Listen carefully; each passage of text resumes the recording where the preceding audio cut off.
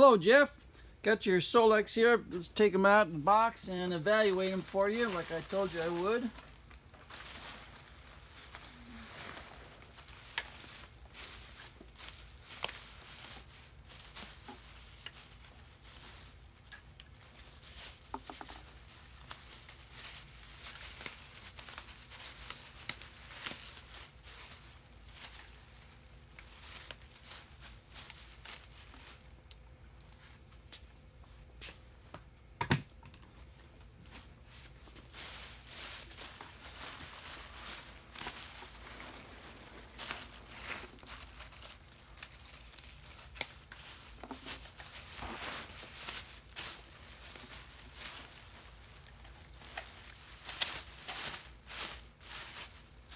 Goodness.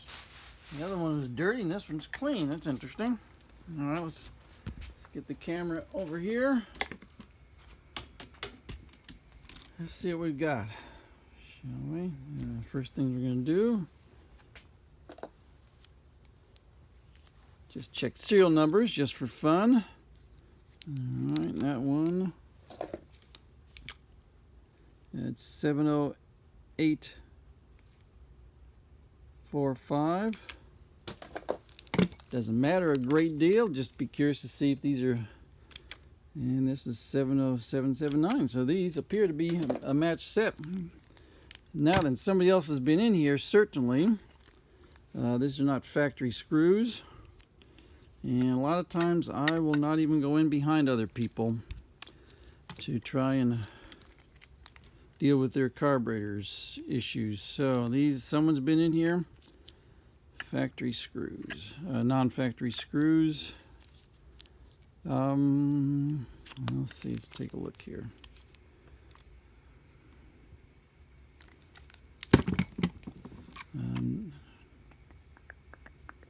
All right, so let's just start checking them one at a time. Check our throttle shafts. See what kind of movement we've got here.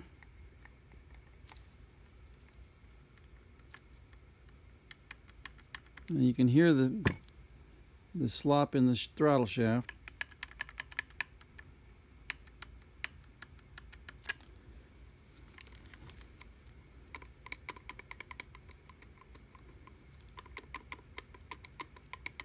All right, normal wear there, meaning that you'll have your self-adjusting, the famous self-adjusting Solex carburetors.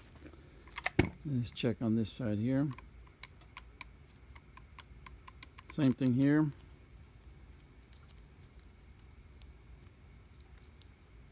For whatever reason, this one's tight. Let's get this. This is in their way right here. Let's undo that.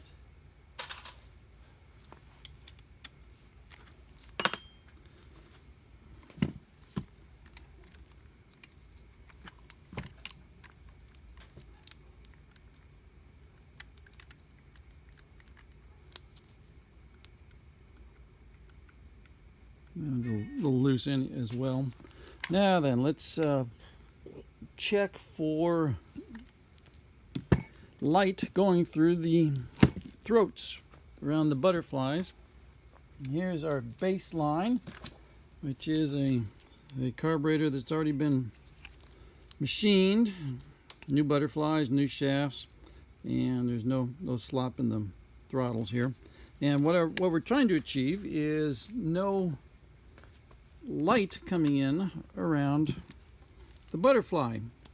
These things need to be fitted such that you have no light coming around there, which also means you won't have any air and fuel coming around there, and that way you have adjustable carburetors.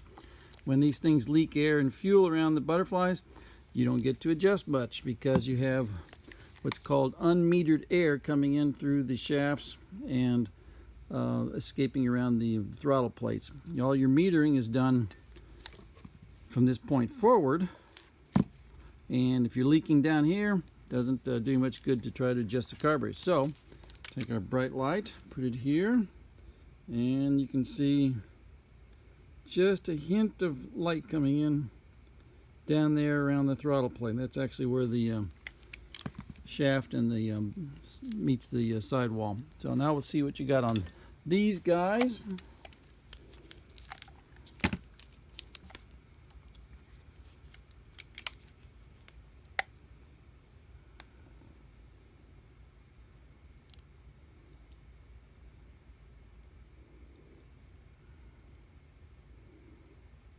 Okay, got a good throttle fit there.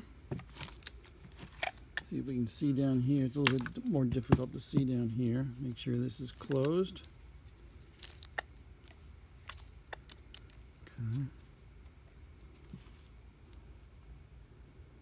Can't see. It's very hard to see down here because you got your pre-atomizer in the way.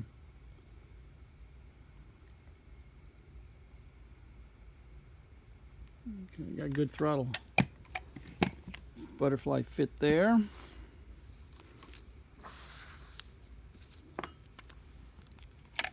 Let's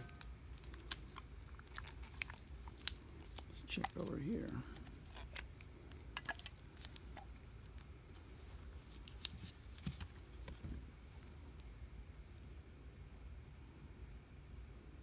Now you can see the light coming in around this one here. We don't have the same throttle fit. You can see if you can see it. Where is it?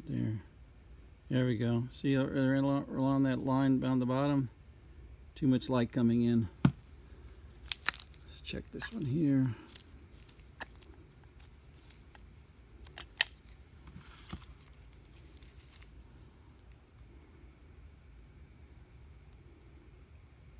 Kind of hard to see down there because of the pre-atomizer.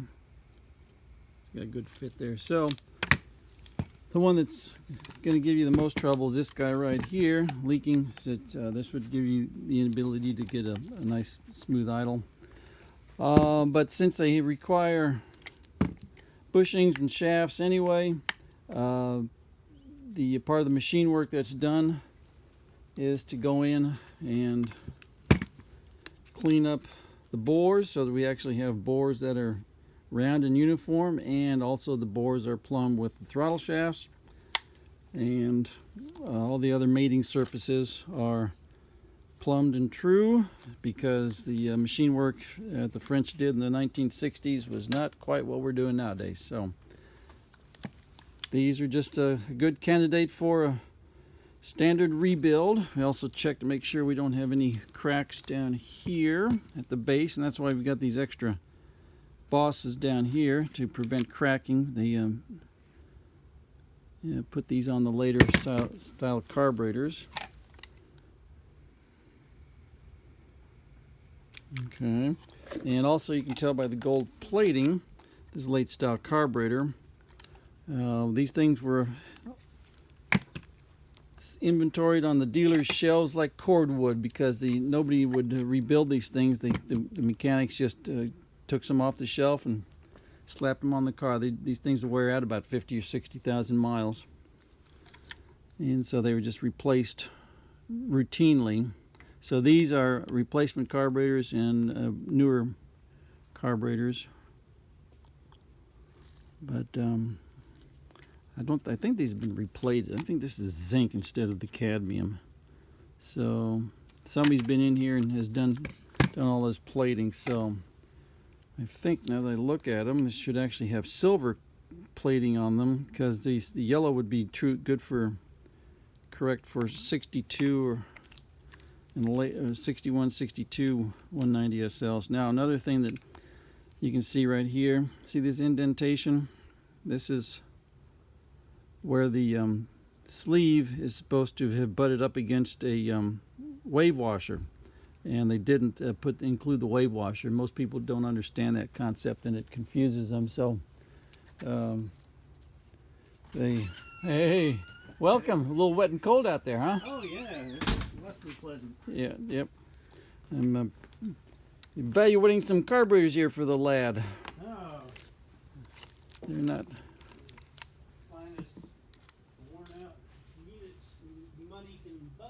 That's right. Well, they didn't put the wave washers in, and so you got the usual indentations on the body right here where they didn't put the wave washers. So the sleeves were digging in, and you can't Yeah. you just it's All kinds of ugly stuff. just no way to run a railroad. All right, let's see if the so all right, that was my coworker Steve just walked in. All right, just these are just, ready for a standard rebuild. They're good enough to rebuild. They're good carburetors. It's a good later design with Boss reinforcing here. So I hope that helps a little bit. Thanks for letting me eyeball them there for you. Also, they've got interesting. These are supposed to be studs. Are these? Wait a minute. That's supposed to be a 6mm stud. That's somebody has. What we do is go back in, put in a helicoil in here, and make these. They put all 8mm studs in there, which is just rude. I mean, look at these monsters. That's no bueno. Well, that's kind of what I'm thinking. Well, that means they drilled the heck out of their airlog. Here's what the stud should look like. You can see that's so that's something that hopefully we can fix. But that still means their airlog is just drilled out, so it's gonna not much you can do about that, I guess. There might be a little. Oh yeah. Okay. Trying to think, if there's anything else I'm missing on here. So many things to check for.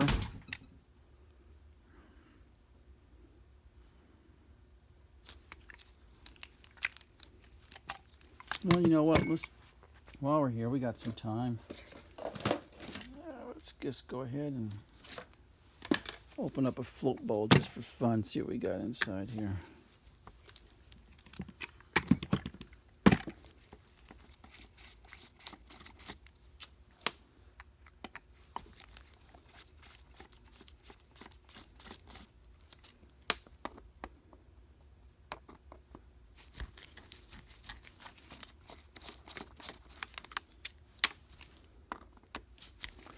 Now this doesn't bode well. That's awfully rusty inside. He's been sitting around for a while. See the difference? That's what I don't understand. See how nice that looks inside there? Had metal to metal contact for your fuel line. This one here has not had metal to metal contact. Interesting.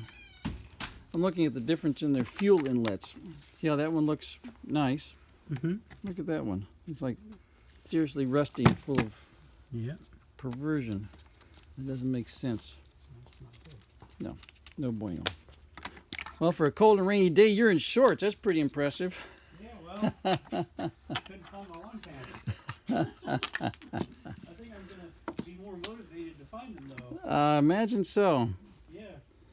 Oh, that's pretty funny. Especially if I'm gonna be standing outside in the cold and rain. I hope not. Oh, that's I don't. Boy, they got some kind of growth down here. It looks like it's got a fungus down inside. Does it look like a fungus to you? Yeah. That's some kind of new alien life form. It is, yeah. Yeah. It's I've never seen carburetors that are a biohazard, but here we go. You got them right here. Fixing to call in Ghostbusters. Let's see what the other one says.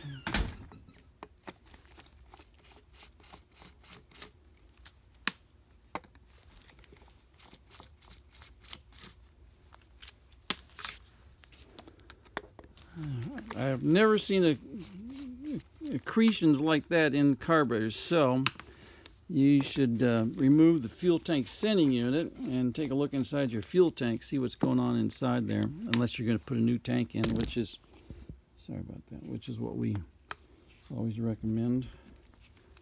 And we don't have anybody boil them out anymore, so. Okay, you got some strange stuff going on in this. Yeah, same thing in the other side. It's Pretty impressive. Huh? well, it's very, very strange. I wonder if these were cleaned with baking soda, because that has that strange look to it, but it could be just strange fuel. Oh, let's see. I'm trying to think if there's anything else that I think I covered everything. At least if they've been brave enough to watch all 14 minutes of my babbling, then that's pretty impressive. See ya. All right. Thanks, Jeff, for sending them and let me eyeball them for you.